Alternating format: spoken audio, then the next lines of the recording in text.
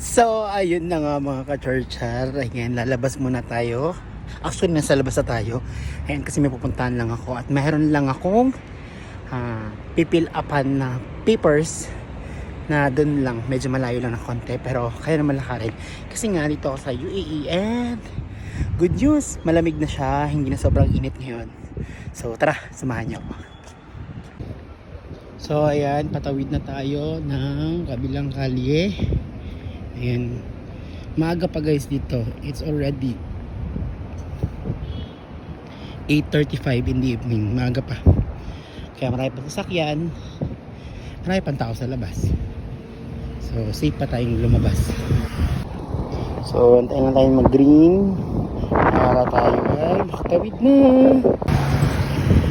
So ayun na nga, lakad-lakad tayo kasi hindi naman mainit na ngayon. And tatlong bus station yung lalakarin ko. Malayo pa, pero carry lang. Ayan. So yun na nga, dito ako napadpad sa Divisoria ng Alin.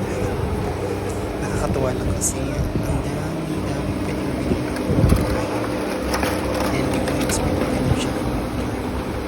And yun, pasensya na kasi medyo yung video kasi natakto ng video kasi alam mo naman sa UAE medyo madaming bawal. So yan, na-miss lang ako kasi parang siya Divisoria talaga. So bukas, babalik ako sa Fresh Testa. Oh yan, diba? Ang ganda. Para sila nasa Divisoria lang kasi sa labas lang sila. So dyan ka bibili ng mga kulay na mga mura lang. Yan.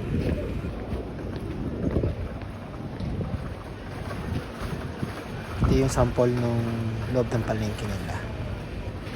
So ayun na nga mga ka-churcher. Grabe, pagod ako maglalakad.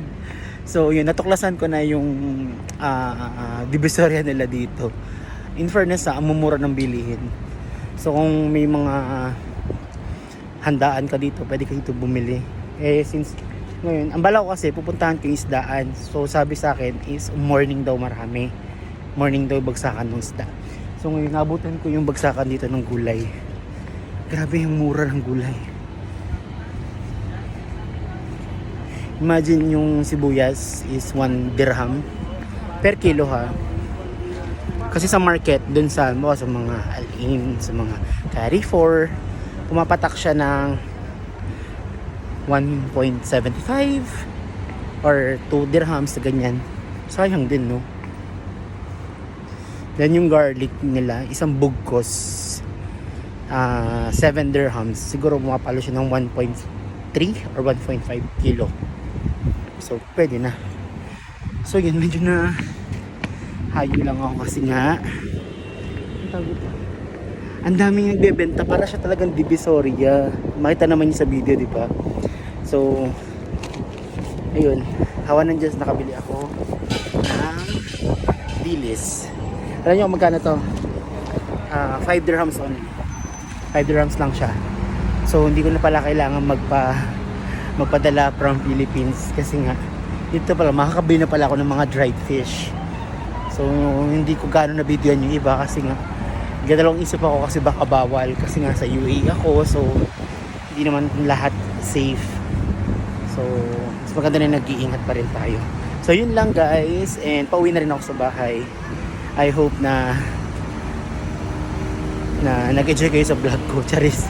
Hindi. Yung mga video ko ba, wala, gusto ko lang tuklasin yung ano meron dito sa Al-Ain. So yun lang, patawid na ako ng kabilang kanto and uwi na rin ako sa bahay. So bye bye. Thank you guys for watching.